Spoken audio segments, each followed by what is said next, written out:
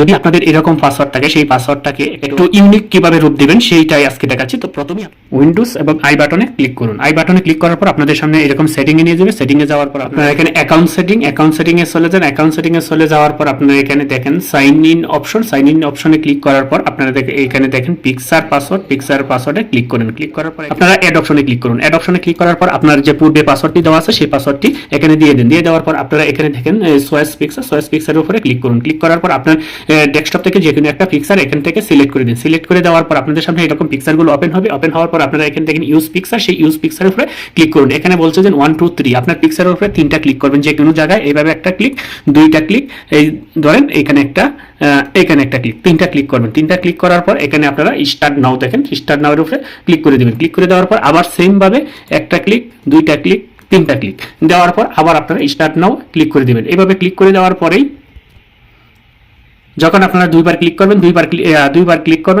করার পরে আপনারা এরকম একটা ফিনিশিং অপশন দেখবেন আর আপনাকে এটা একদম ওকে হয়ে গেছে।